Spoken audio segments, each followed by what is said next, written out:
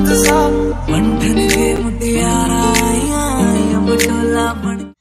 Everyone, welcome back to my channel. Hope you all are doing great.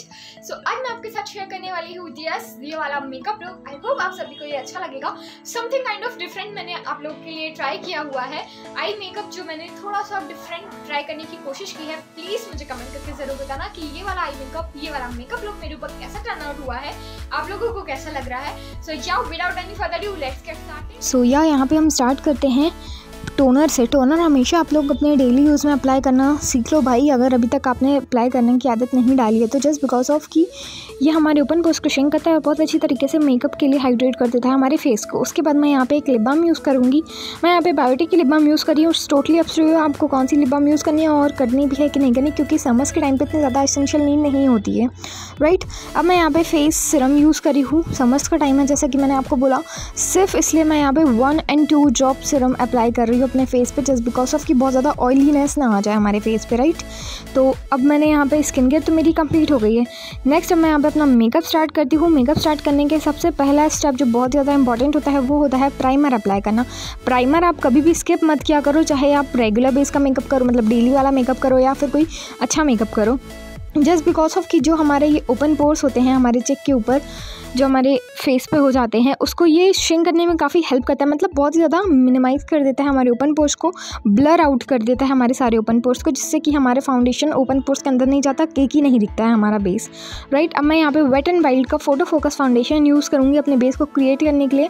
आप इस makeup को BB cream के साथ भी क्रिएट कर सकते हैं अगर आप टीनेजर हैं, बिगिनर हैं तो, और अगर नहीं तो आप जो भी फाउंडेशन यूज़ करते हो या कर सकते हो अपने अकॉर्डिंग आप उसको ट्राई कर लेना, राइट। मैं यहाँ पे कोई भी आपको रिकमेंड नहीं कर रही हूँ, लेकिन जो मुझे बेस्ट लगता है मैं आपको वो शेयर कर रही हूँ।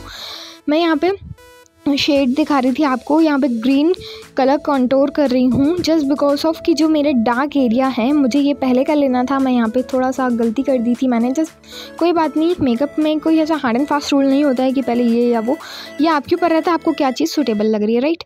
तो मैंने फाउंडेशन तो अप्लाई कर लिया, उसके साथ साथ मैंने सेम कलर करेक्टर भी यूज़ कर लिया ग्रीन कलर का, जस्ट बिकॉज ऑफ कि मेरी रेडनेस एंड ब्लैकनेस ना दिखे ज़्यादा फेस पे।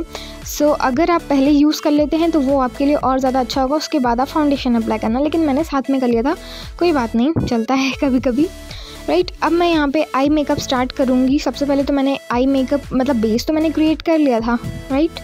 उसको पाउडर के साथ सेट भी कर लिया था। वो वाली क्लिप मुझसे अलग हो गई है। सबसे इम्पॉर्टेंट है इस वीडियो का आई मेकअप। आई मेकअप के लिए आप देख सकते हैं मैंने एक सिंपल सा कोरल ब्लू कलर लिया हुआ है, डार्क ब्लू कलर। उससे मैं हल्का सा एक स्मोकी लुक टाइप देते हुए थोड़ा सा एकदम क्रीज पे कॉर्नर ऑफ द आई से अप्लाई करूँगी एंड एक आईलाइनर टाइप का साइड से अप्लाई कर लूँगी ब्लू कलर, राइट।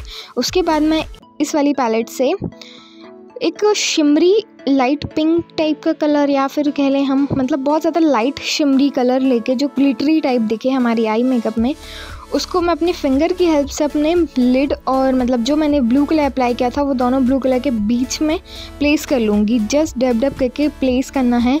अगर आप ब्रश से कर सकते हो तो आप उससे कर लेना, मुझे फिंगर से ज़्यादा सूटेबल लगा तो मैंने फिंगर से किया, राइट।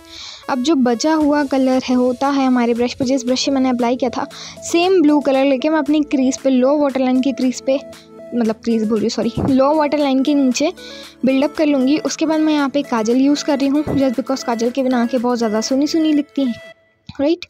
इसके बाद अब मैं यहाँ पे फॉल्स लैशेस अप्लाई करूँगी। बेस आप अपने अकॉर्डिंग क्रिएट कर लेना। जो मेन था इसमें मेरा वो था भाई मेरा आई मेकअप, तो मुझे आपको वो दिखाना बहुत ही ज़्यादा सिंपल है, आपने खुद ही देखा होगा, लेकिन हाँ थोड़ा सा अट्रैक्टिव मुझे अच्छा लगा।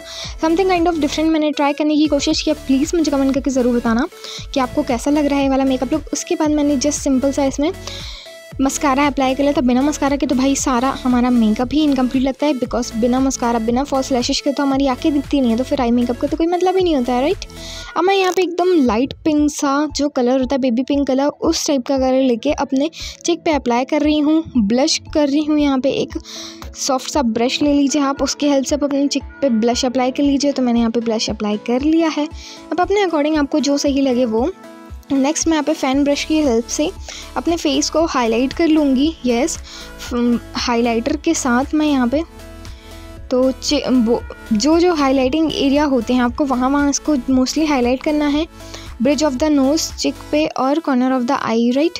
नेक्स्ट मैं यहाँ पे ब्राउज फिल कर रही हूँ, क्योंकि ब्राउज फिल करना भी बहुत ज़्यादा इंपॉर्टेंट स्टेप होता है। अब आप खुद ही देख सकते हो पहले कैसी दिख रही थी मेरी ब्राउज एंड अब कैसी दिख रही हैं।